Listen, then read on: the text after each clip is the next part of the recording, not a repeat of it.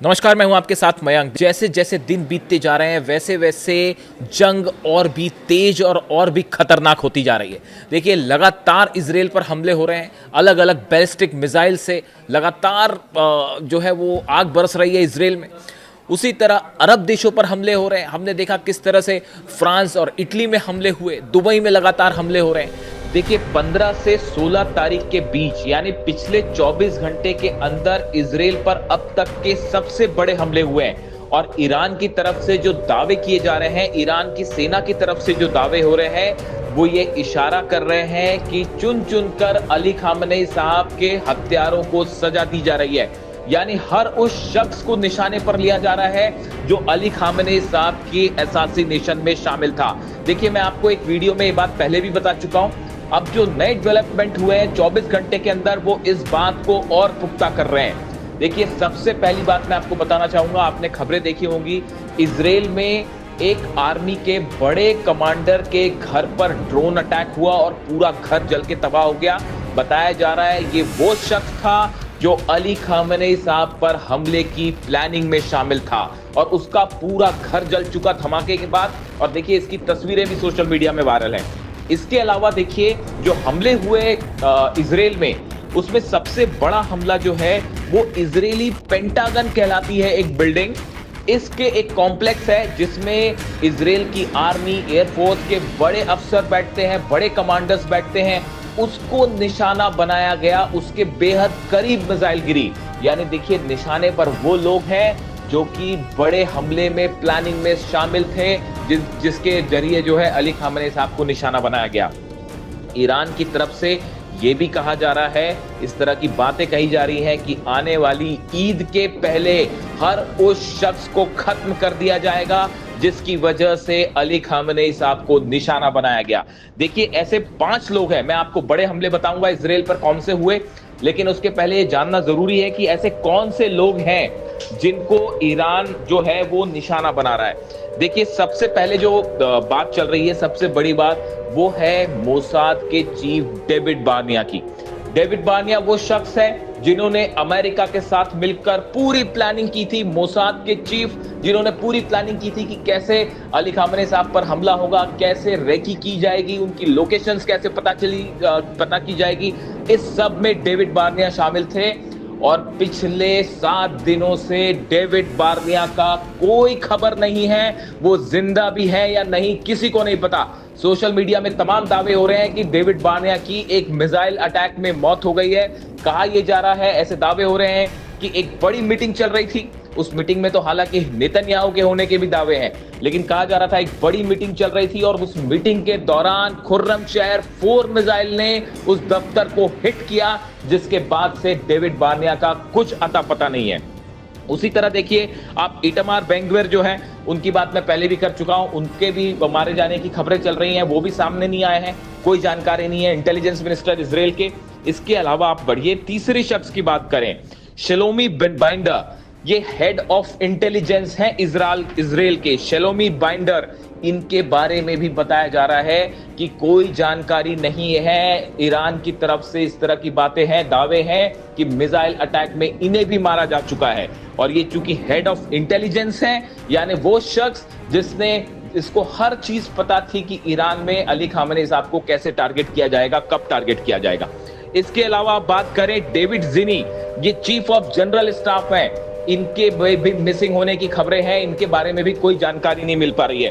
वैसे ही टोमर बार, ये जो है कमांडर ऑफ एयरफोर्स हैं, इनको लेकर भी इस तरह के दावे ईरान की तरफ से हो रहे हैं कि एक मिसाइल अटैक में इनकी भी मौत हो गई है। देखिए, ये सब दावे जो ईरान की तरफ से किए जा रहे हैं और अलग अलग आप देख सकते हैं सोशल मीडिया में तमाम खबरें हैं।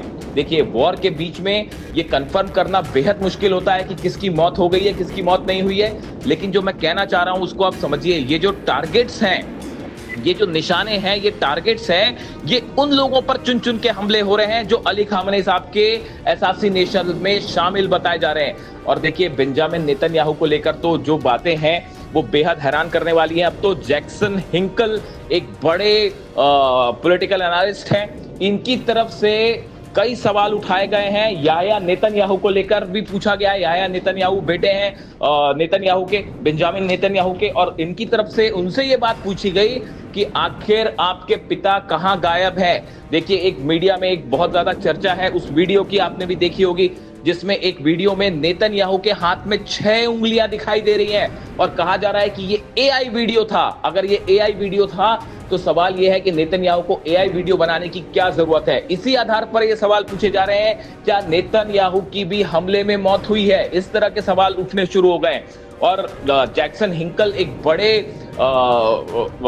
माने जाते हैं, पॉलिटिकल एनालिस्ट माने जाते हैं, वॉर से जुड़ी खबर कवरेज करते हैं। इन्होंने अपने सोशल मीडिया के जरिए, प्लेटफॉर्म एक्स के जरिए सीधा सीधा सवाल पूछ लिया याया नेतन्याहू से कि आखिर नेतन्याहू मीटिंग्स में शामिल क्यों नहीं हो रहे हैं, अमेरिकन डिप्लोमेट से मिलने की उन्होंने मीटिंग्स कैंसिल क्यों कर दी, क्या वो जिंदा भी हैं या नहीं। इस तरह के तमाम सवाल अब उठने लगे हैं। देखिए, अगर हम हमलों की बात करें, नॉर्थ सेंट्रल इजराइल और नॉर्थ इजराइल में भयंकर धमाके हुए हैं और बताया जा रहा है कि ये अब तक के सबसे बड़े धमाके यहाँ पे हुए।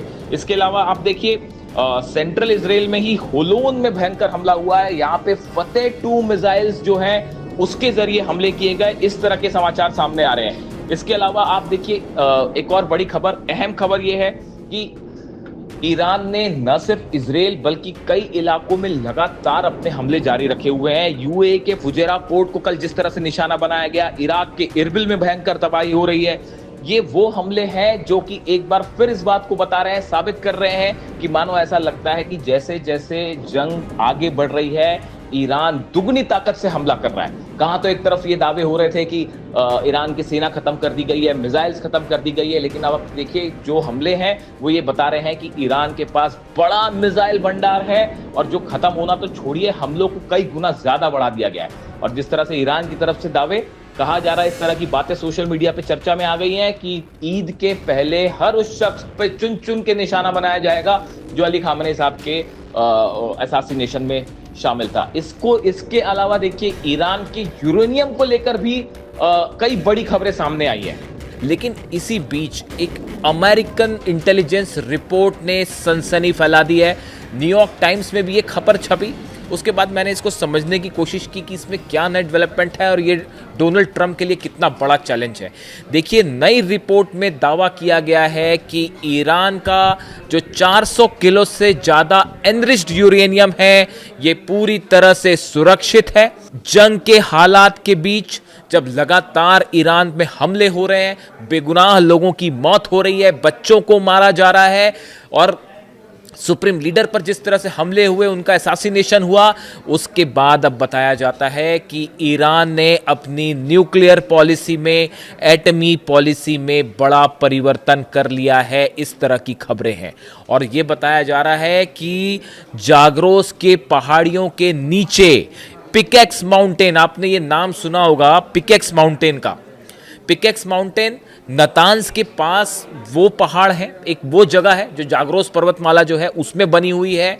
बताया ये जाता है इसके जमीन के सैकड़ों मीटर नीचे ईरान ने अपना 400 केजी यूरेनियम शिफ्ट कर दिया है। बताया ये जाता है कि मुज्तबा खामेनी जो है, उन्होंने एटम बम बनाने को लेकर उस पर लिमिटेशन के जो समझौते हुए थे अलग अलग ईरान के, उन सब से ईरान को अब अलग कर लिया है। यानी अब ईरान के ऊपर किसी तरह का कोई नियम लागू नहीं होगा। ईरान ने ये सब संधियां, ये सब समझौते तोड़ दिए हैं, इससे अपने आप को अलग कर दिया है। देखिए, पिकेक्स माउंटेन की खास बात जो बताई जाती है, एक तो ये ग्रेनाइट के पहाड़ों के नीचे है, बहुत नीचे है। ग्रेनाइट के वो पहाड़ जिसमें ना तो कोई बंकर बस्टर अंदर जा सकता है, ना जिसको B2 बॉम्बर छू सकते हैं, ना टॉमहॉक मिसाइल जिसका कुछ बिगाड़ सकती है। देखिए, ये बात ईरान को भी पहले से पता थी कि नतांज पे हमले हो सकते हैं, फोर्दो में हमले हो सकते हैं, इस्फहान में हमले हो सकते हैं, बुशर में हमले हो सकते हैं।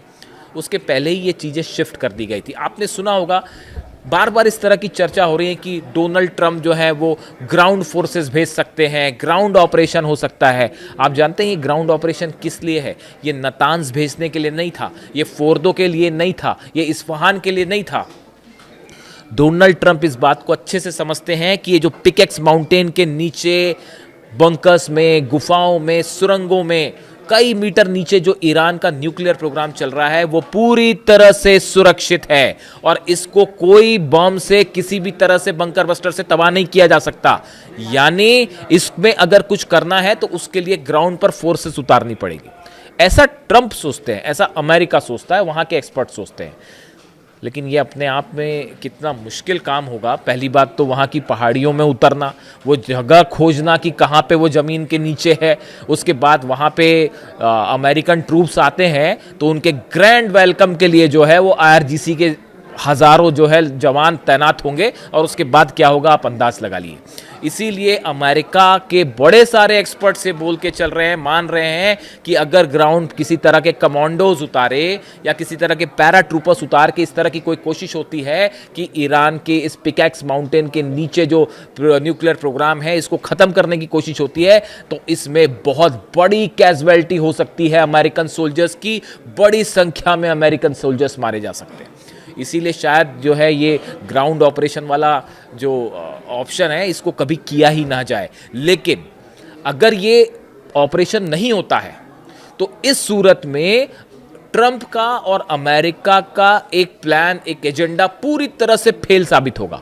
सत्ता परिवर्तन फेल हो गया। ईरान को कहां तो हराने चले थे, लेने के देने पड़ गए और खुद जो है वो पूरे अरब में बर्बादी हो रही है। फ्रांस पे भी हमले, इटली के भी बेसेस उड़ा दिए गए। अमेरिका के जो 15 बेस है वो तो पूरे तबाह हो चुके हैं। रडार्स उड़ा दिए गए हैं, थाड उड़ा दिए गए हैं और इजराइल का जो हाल है वो गाजा बनने पे उसको गाजा बना के छोड़ेगा लग रहा है ईरान।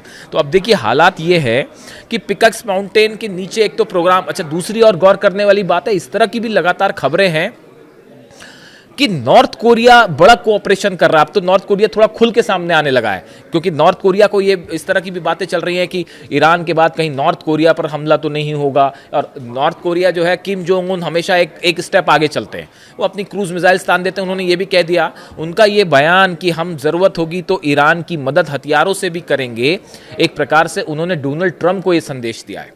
और अब जो दावे हो रहे हैं उसमें यह भी कहा जा रहा है कि ये जो पिकैक्स माउंटेन है इसके नीचे जो सुरंगें हैं इनमें जो वैज्ञानिक काम कर रहे हैं, जो सेंट्रीफ्यूजेस लगे हुए हैं, इसमें किम जोंग उनका बड़ा कंट्रीब्यूशन हो सकता है और इनकी मदद से जल्दी ही ईरान वो क्षमता हासिल कर ले जहां पे जो है एटम बम। और एक बार अगर एटम बम की क्षमता हासिल कर ली और एक एटमी परीक्षण कर लिया, उसके बाद मिडिल ईस्ट का इक्वेशन ऐसा बदलेगा, वो ऑलरेडी बदल गया है, वो ऑलरेडी बदल चुका है। आप देखिए, अब इसमें कोई शक नहीं है कि इतने हमले होने के बावजूद भी मिडिल ईस्ट का किंग अगर कोई है तो वो सिर्फ है ईरान।